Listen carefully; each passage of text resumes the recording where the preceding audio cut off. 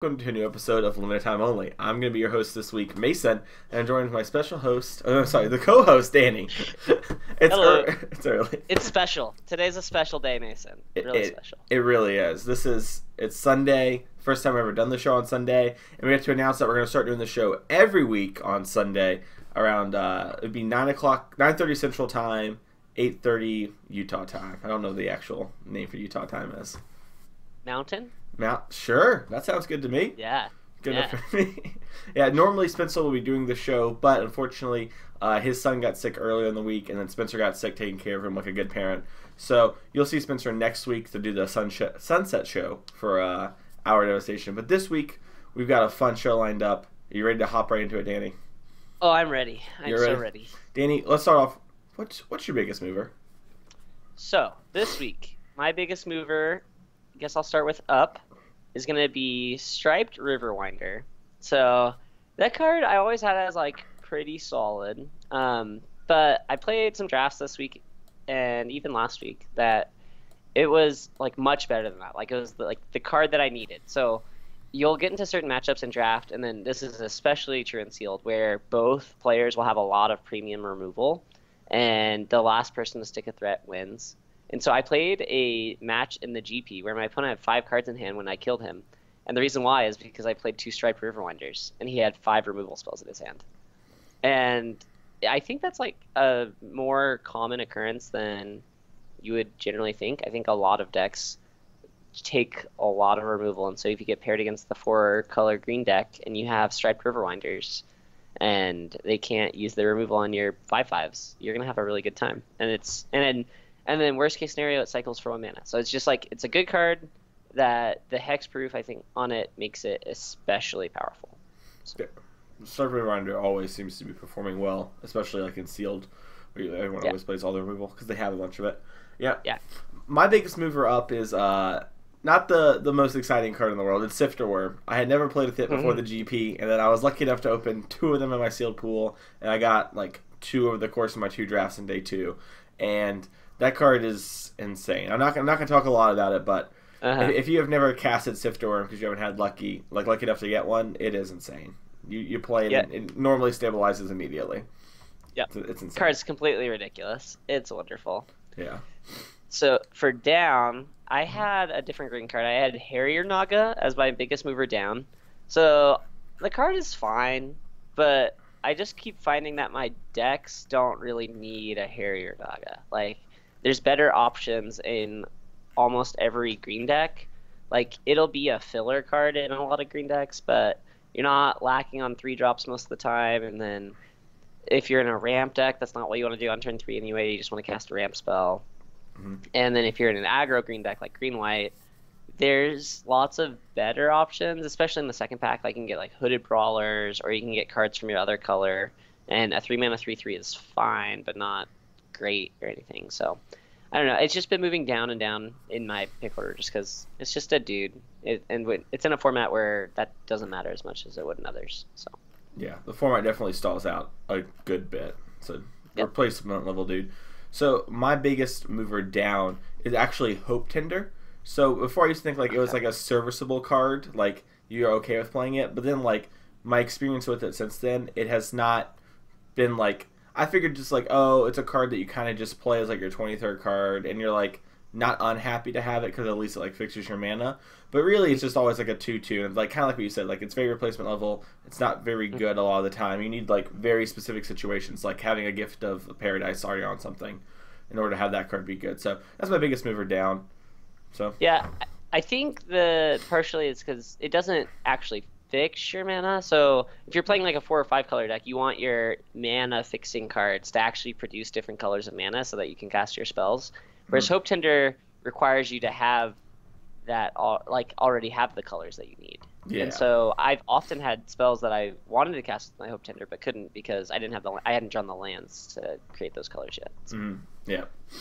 Oh well. But you know who will never let you down like Hope Tender, Danny? That's you ready? Are you ready? I'm ready. It's Game Grid. Game Grid is a great store in Utah. And you know what? Spencer always shouts them at the beginning of the show, not me. I like to do it right after the ups and downs because I already know Game Grid always moving up on my pick order.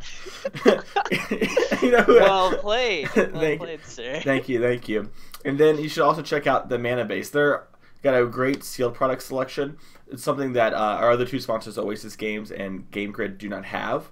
The Mana Base has good shipping. They take care of everything, and they have a great card selection for singles as well. But the sealed product, it's well priced. They get it to you quickly. It's awesome. And technically, because they're stationed in Canada, they're foreign cards. So you can tell your friends, let's do a foreign draft. So that's just high value right there. This is true. This is all true. All right, you ready to move on to the color of the week, Danny? I am. I'm ready. Don't be too blue, my friend. It's blue, and this is this is like the best blue's been in a long time, right? Yeah, I think blue is great. It's the most fun color I've had in this format, just because it's so different. Like, you don't get to have playable blue decks all the time. So a lot of times they get these situational bad cards, but now you get situational good cards. So it's great. That's such high praise. That's like the best blue Yeah, gets. It had like 15 years of being the best and everything, and now it's just like, yeah sometimes your cards are good. It's like tap target or bounce target tapped creatures that's attacking you and has exactly 3 power. Yeah, for 5 mana. What? Yeah, 2 blue. Yeah. Draw a card. Now I'm in. Yeah. Once you had draw a card, feels like really. sometimes. Yeah, blue has got the short end of things, and I think that might have just been like not knowing how to design for blue. But I think they've done a really good job of making the blue creatures feel like blue creatures this set. Like giving a lot of flying with low power, doing a lot of the like pay a mana to decrease power.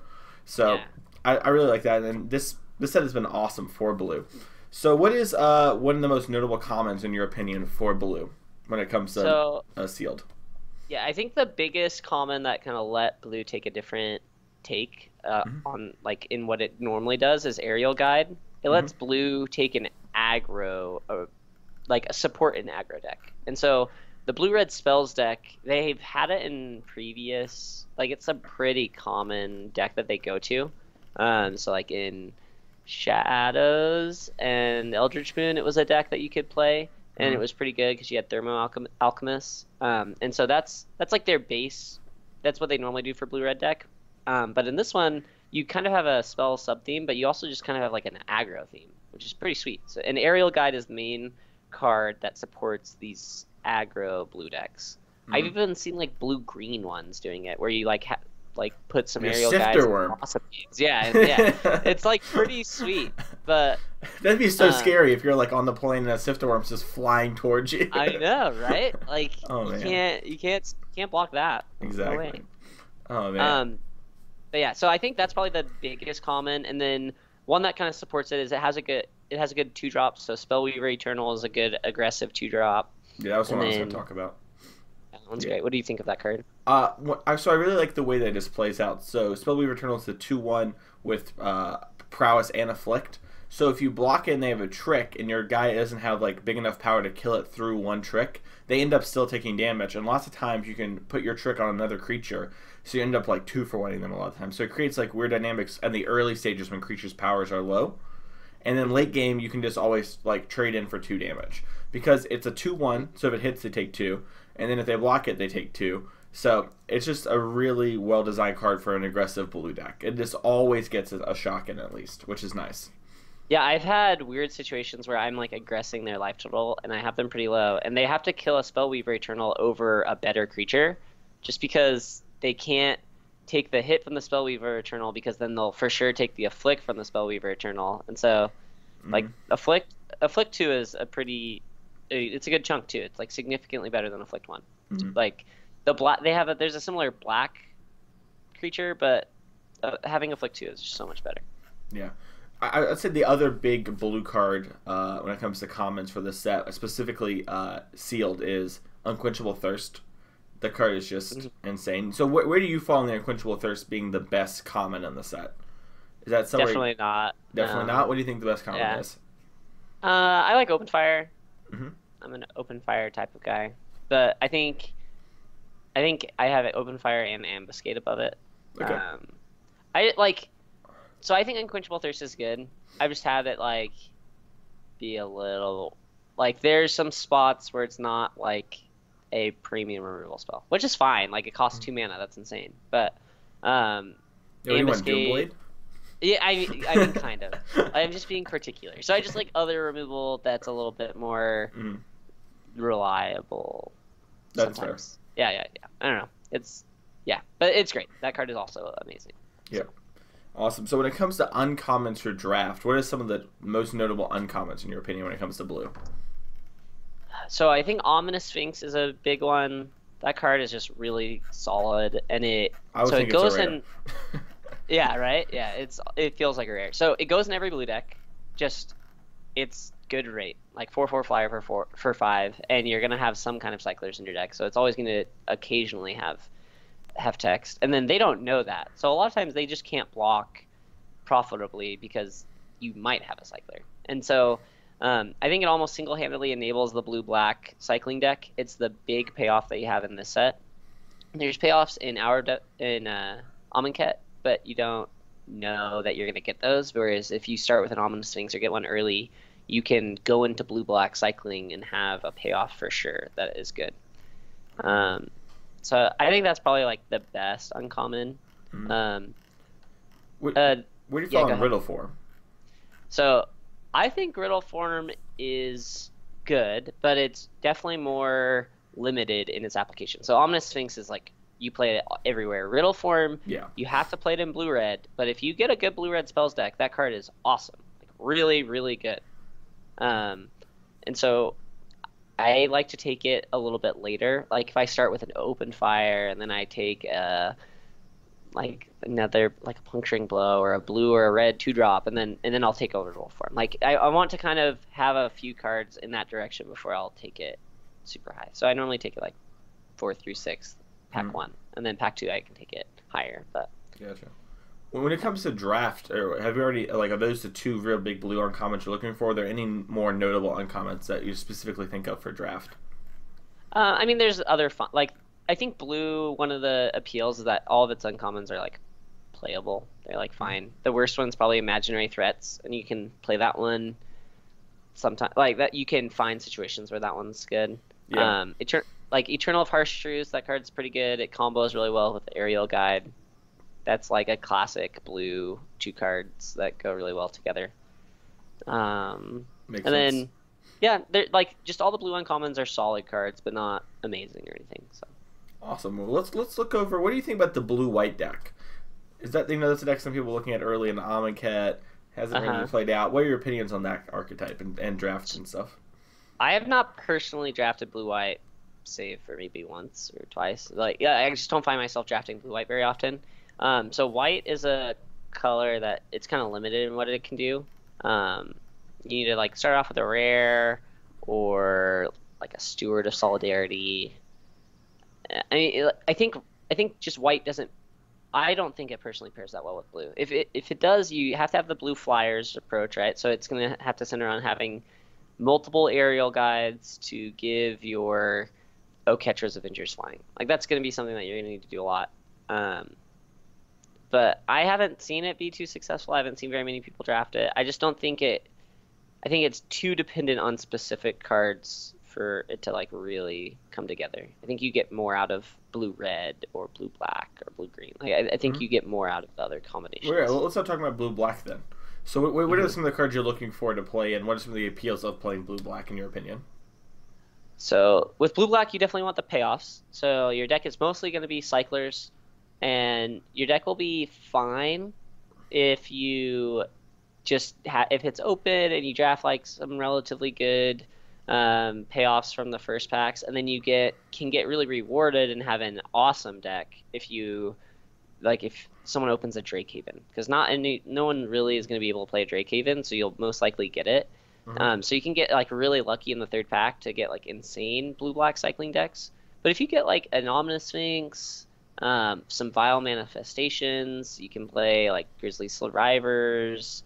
Moaning Wall is actually fine. Like in this deck, you mostly win with like flyers, striped Riverwinders, and then you're just trying to like rares. play, and rares. Like you're just taking like good rares and then taking a lot of cycling so that you can make sure that you draw your rares almost every game. So Hmm. it's definitely a great rare deck because you're very good at finding them and just kind of burning through your deck. And so I've liked the color combination. I think it's pretty good. It normally, uh, like normally 2/1s. Like you can normally have a solid, pretty consistent deck. Just sometimes you'll struggle for payoffs, but That's true.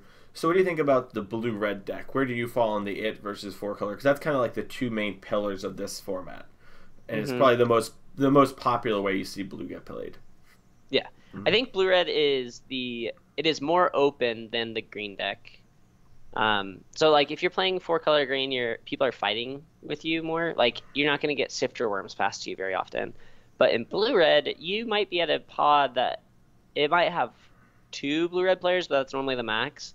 And so you can get like riddle forms past you. You can get good blue or red two drops past you. Whereas with green, like half the table is normally on some kind of green deck, and so you don't get as much um, like free picks handed to you. So I personally like to be blue red more, um, just because you're faster. So I think that matchup is normally good for blue red. I think Mhm. blue red beats the four color green deck if it's built aggressively, just because it'll get underneath the green deck a lot, and the inconsistencies of the green deck um, will slip it up. And then you have like unsummons, like just powerful tempo plays. Like you're a really aggressive deck that you can abuse their clinkiness. So Yeah, I see that play out a lot. And then the last color pair we need to talk about is blue-green, which I don't think I've seen anyone ever really draft since week one. It's just like yeah, there's nothing like pulling in those directions at all, is there? the only thing that I can think of is the aerial guide claw speed. It's like it's the Ah, like the the unbeatable. only reason why. Yeah, like you're just trying to aerial guide green creatures. But that deck always just turns into four color green decks. Like most Yeah, green decks just turn into four color green decks. that And is very that's true. fine. That's like just what the format has become. But Yeah, it's 2017. They can do that. uh-huh, They can live yeah. their lives. Yep. Their life is they have the choices. So They can what? make them. So we kind of mentioned this a little bit, but where do you think blue stands in the big picture of this limited format? So I think it's solidly the second or third. So I think it's green is the best, and then I think blue and red are both like good, and then Hmm. black and white are worse. And so I personally prefer red, Hmm. um, but I could see blue being people liking blue more. Um, yeah, Yeah. yeah, that's right. Yeah, that's right. I think it stands. So. Yeah, I agree. I like that the red has a little bit more. Like a lot of its cards are just more powerful on average, especially in the common drop. It doesn't have the stinkers like the one mana eternalized guy and stuff like that. It feels like all the red Yeah, cards are really close to playable, and if not, they yeah, have cycling. So that's true. I agree with that. But I think it's still really good, and it is kind of the template I want blue decks to look like for future limited formats, and they're having trouble designing. Like Yeah, I think it was a super successful design of blue yeah, for sure. and hopefully they'll continue to move on this kind of route because I know they've talked about in the past how they have issues with Blue Unlimited if they're not just making it like the I'll draw all the cards type stuff kind of everything. hmm So I think they did a great job with it, and I think it's awesome. Where do you think Blue stands in Sealed though over And Draft? sealed, I think it's the second best color by a good margin. So I think green is the most important because you would like to play all of your bombs with green fixing. Yep. That's like the base strategy in green. I think blue in general gets a lot better in sealed. So blue is the only one that gets counter spells, right? So um, if you can in sealed, counter spells get way better. People aren't aggressing your life total as much, so you have more time to set up. Whereas in draft, counter spells can be punished by you just being down on tempo, and you can't hold up a counter spell. Hmm. And so, but in sealed, it's more important in that like the best cards in the deck are way more important than tempo. And so if you like countervailing winds is a card that it's not very good in draft, but it's actively I want some in my pool in sealed because if they have a locust god, if they have a scarab god, and I don't have puncturing blow, I want to be able to countervailing winds it, and then I can know what turn they would be able to play it, and then I can just plan my game like make a game plan that involves holding up 3 mana from turn 5 on. Like that's fine. Hmm. Um, or like having like just you can plan for that. And so I think blue is really important because countervailing wind specifically is really good. And then it also gets striped Riverwinder, which is just insane in sealed. Card's so good. Yep. I agree with everything you said. Yeah. Yeah. Yep. All right. Well, let's move on to the training grounds this week. We got a really fun one, so I want to make sure we get our teeth into it with plenty of time. And that's going to be talking about breaking your preferences in Limited. So, Danny, I think it's fair to say we all have our preferences. You know, like you love to play fogs. Yes. I like to play do nothing cards. These things happen, you know? Uh-huh. And so we're victims. It's not our fault. Yeah, the first step to getting better is recognizing we have the problem. Then it's drafting it a few more times, having our friends get mad at us, then fixing the problem. So, yes, correct. Well, Danny, what are some of your preferences when it comes to drafting particularly? So I generally go on either end of the spectrum. So I don't like to be in the middle. I either like to draft as aggressive of a deck that I can, and like just draft all the 2-drops, maybe some bad 1-drops, like really try to be super aggressive and like have combat tricks and stuff. Or I go to the other end of the spectrum and I try to draft like the dirtiest combo-y like do nothing decks that like if I survive I'll have a much stronger late game than anything else. So I don't normally draft kind of like mid-rangey green decks with removal. I don't know. I don't know if that makes sense. Like a lot of draft decks are in the middle, and I actively try to avoid that. So yeah, you like to be either like the fastest guy at the table or like have this insane late game. I understand that. Yep. Yeah. Yep. I definitely like. So I think it's evident that my two favorite draft formats are cons, just triple cons, and then this one. So because I really like those like 4-color, dirtily do nothing formats. So I definitely like that kind of stuff, and I like to play those kind of decks, and I'm always drawn to those decks. And unfortunately, that is not viable in a lot of formats.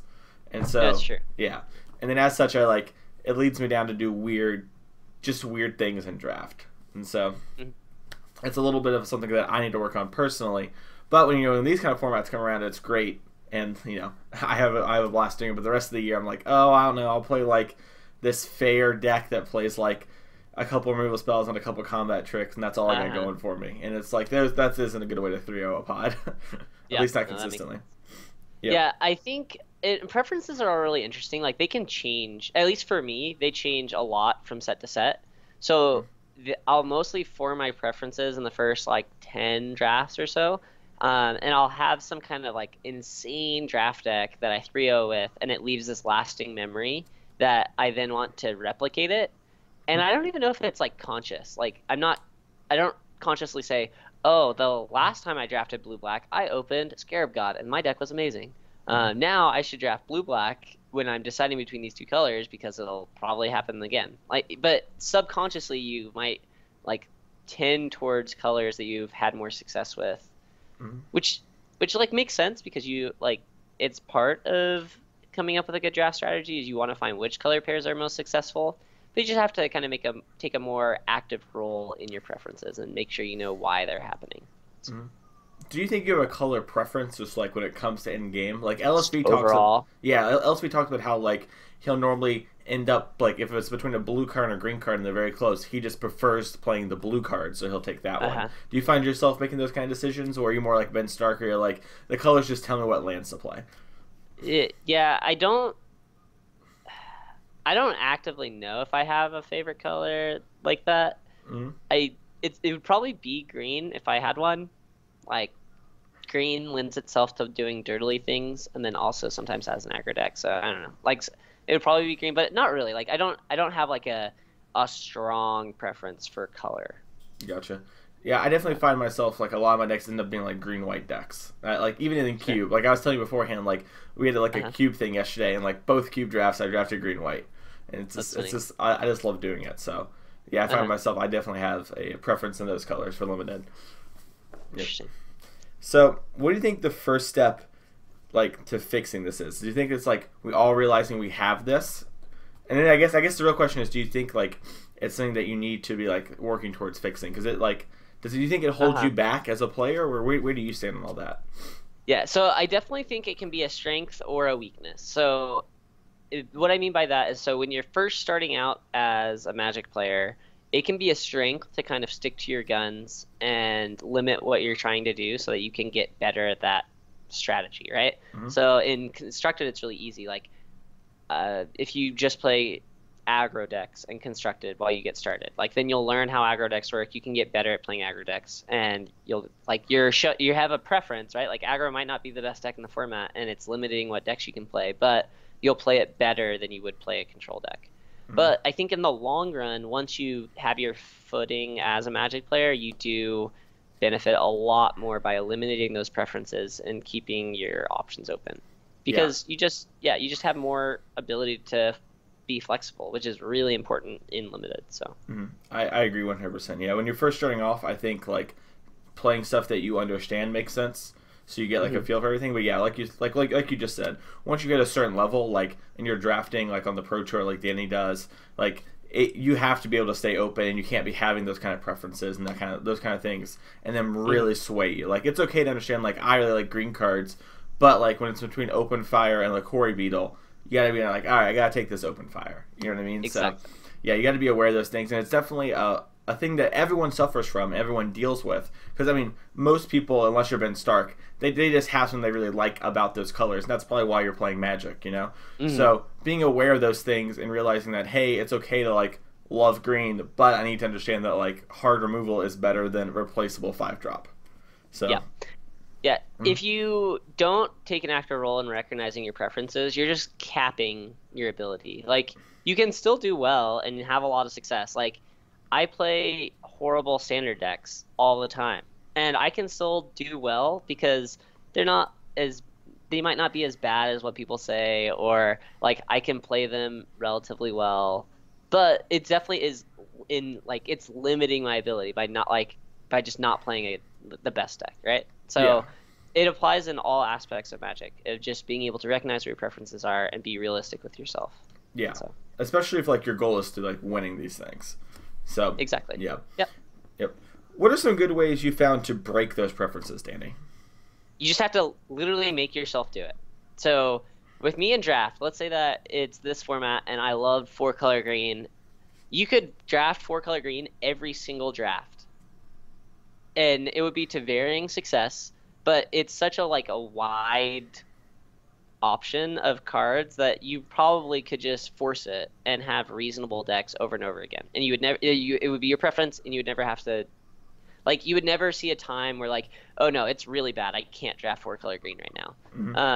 And so you have to make yourself do it. I think that's the first step, is recognize what it is, and then just being like, okay, I'm not going to draft green this draft, I'm going to draft something else. And then I think for me that works because it's, if you have a loosey-goose rule, like, okay, I'm gonna try to like be more open this draft, you'll find yourself just being like, oh well, nothing I can do, it was wide open in this draft, obviously 4-color, because you evaluate those cards differently. Like when you look at an Ambuscade and Open Fire, you'll just think Ambuscade is way better, even though it's not way better, it's about the same, right? But you'll have that preference, and you'll just pick it every time, even though you could pick the other card.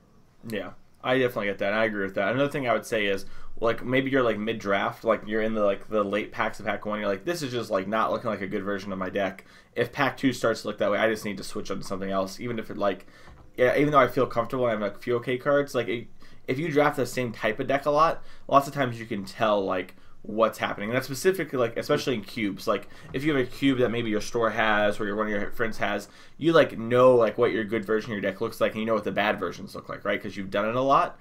So being able to identify like, hey, this is the bad version of my deck, and switching off, and like being like, all right, well, I need to like move outside my comfort zone here, because that's like the right thing to do, is something that I think is very important as well.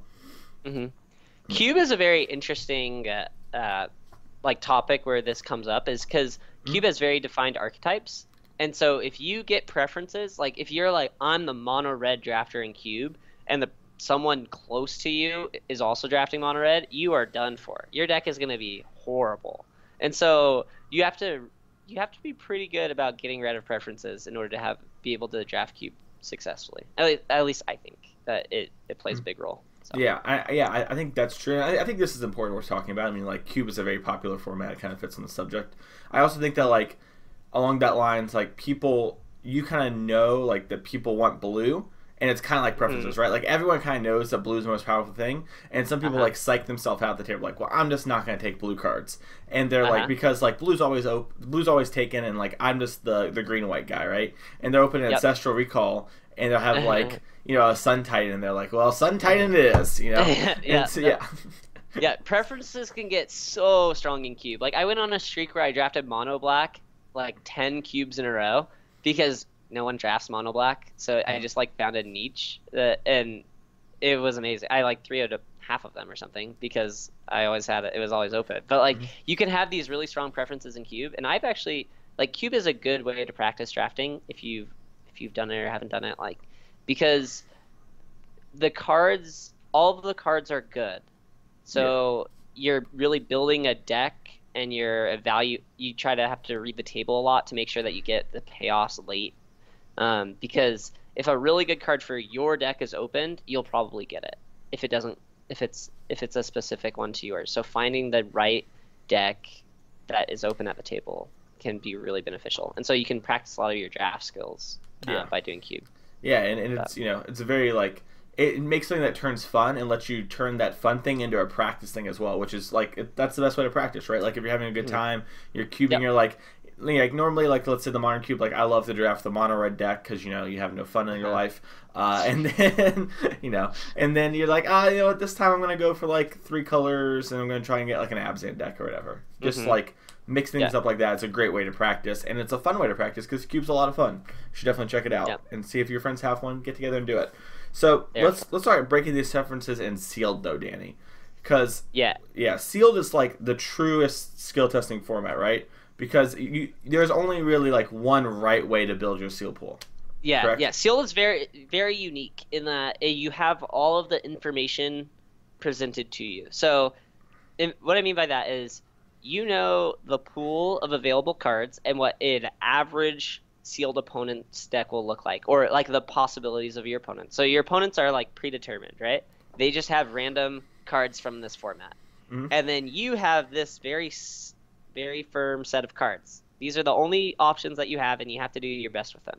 And so in that way, you can play Sealed perfectly, unlike in draft. Like in draft, you can supposedly draft perfectly, but you don't have perfect information. You don't know what's going to be is going to come to you, and so you can make a close choice and be punished, or a close choice and be rewarded. Where in Sealed, it's just there's a correct answer and an incorrect answer, and so when you have preferences in Sealed, it can really limit your ability to have success in that format. So I think, and it's pretty apparent, like you'll see people that have these horrible Sealed decks, and a lot of it is because they just they don't play blue, or they love green, so they're going to play green even though they just have like a whole bunch of horrible green cards in their deck. And so it can be really punishing to have strong preferences in Sealed.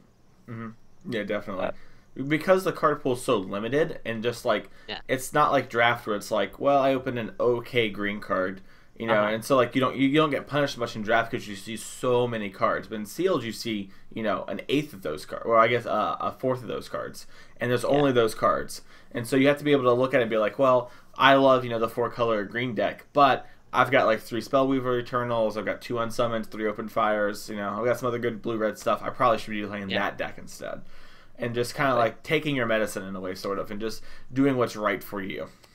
And then another key part of Sealed is that you have to be able to like sideboard, and so you can break those preferences in sideboard. Like let's say that you love your Sealed deck, but this matchup isn't good for you. So at a GP, I was playing in so I had a good late game, and like I liked my deck a lot, but my opponent had 2 rares that like I couldn't possibly beat, and like they beat my late game, and so like they countered my deck, and so I had to like suck it up and just completely change my deck to like a okay aggro deck, because if both of our decks just went to the late game, I was going to lose every time, and I didn't have my deck wasn't set up to pressure him, and so it was eventually going to happen.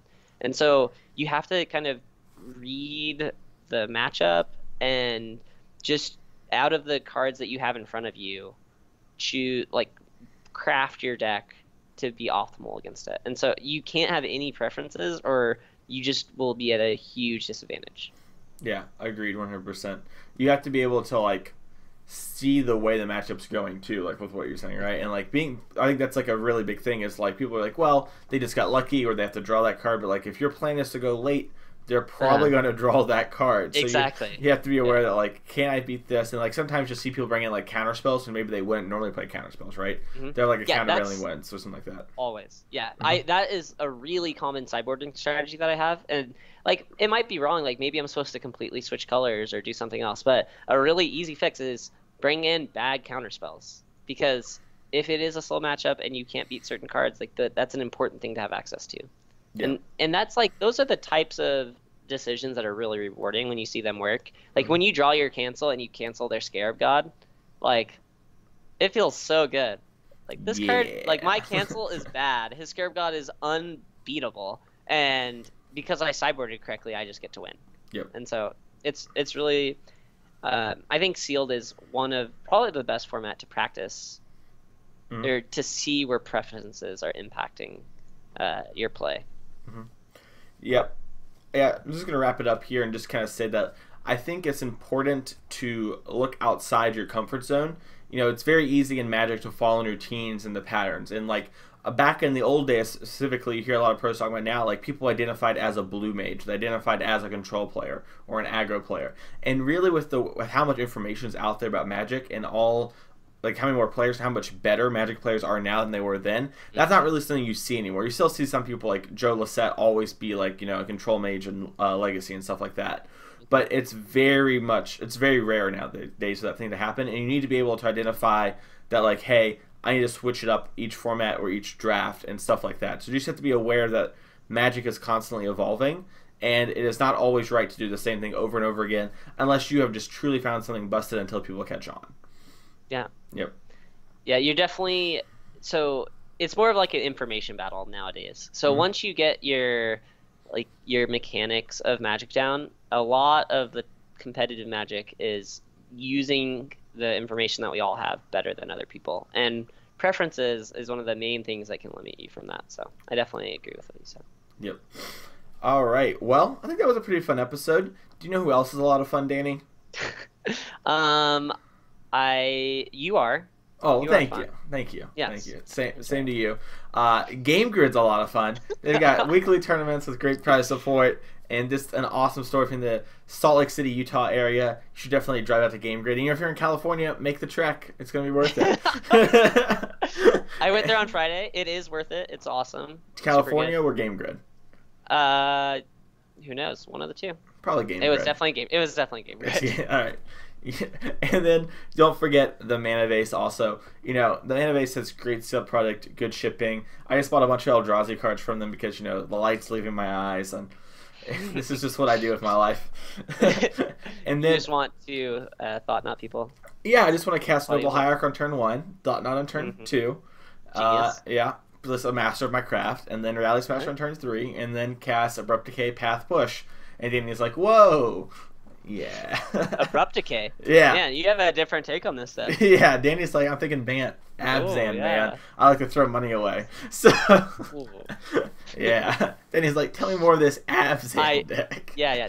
Tell me after. We'll do. Yeah. So, but you know who my favorite sponsor is, Danny? I do not. I love them all, but Patreon's favorite, because without your guys' love and support, we wouldn't be able to do the show. And while Danny laughs at you, I'll never laugh at you. I'll laugh with you at Danny laughing at you. Yes, and you can laugh. Yeah, we just can't undersell how much the support means and how much it helps us do the show. It allows us to, you know, to upgrade Danny's headset, Michael, get them stuff, help out the Common Knowledge podcast, which is the other podcast that I co-host. It's helped Kyle set up some things there, and it is awesome. And you know, the content will always be free. We're never going to go to a paid wall system, and only donate if you feel like you have to. But every dollar really does mean a lot to us, and we always want to be putting it forward to try and make the show better, you know. And whether that means, you know, like Danny and Michael get to go to more GPs so they can like help out with like having more experience and stuff like that, or it's upgrading the stuff, or you know, it's doing a stream or a giveaway. All the Patreon dollars matter a lot, and we thank you for them. For All sure. right, Danny, where can people find you if they want to talk about this sweet, sweet black-white standard deck you're talking about? Yeah, all Anointed Procession future standard deck questions can go straight to my Twitter, so it's at DJ Cathro. I'll be exclusively talking about that for several months to come. So if you want to reference me there, that would be perfect. Yep. So. And can they find you anywhere else, or just you're just a Twitter guy? So mostly Twitter. I'm also on the Facebook page, mostly just trolling Spencer, but occasionally I'll comment on other things also. So if you have any questions, you can tag me in Facebook. Yeah, I was just starting a poll. Facebook. Oh, yeah. Or were you? Yeah. I was gonna say, if you really want to get Danny, you should start a poll on the Constructed Criticism Facebook group, and then I'm on a big kick for polls. I really like them. They're very important to discussion. I think that's the best way to carry out a discussion. So. Yeah, it reminds you of Mom and Home. If you want to look for me, you can get me at SOVMason on Twitter. You can find me on the Facebook group Mason Clark. I'll always be glad to talk about Anointed Procession, Abzan Eldrazi, Pineapple on Your Pizza, which I had last night, and the sweetness that is Team Energy in the new standard format. Tell no one. I'm sure no one's figured it out. That's who would think that deck would be good? Yeah, I mean, it loses so many cards. Nothing. Yeah, it lost Game Trail, Tireless Tracker. Yeah. I mean, that's like 6 cards. That's a lot. That's a tenth of your deck, Danny. Yeah, none of your win conditions are gone. No. Oh wait. Oh, yeah. Yeah, that deck seems ridiculous still. So. All right. Well, thank you everyone for watching, and we will see you next week with the wrap-up show. Sounds good. See you guys.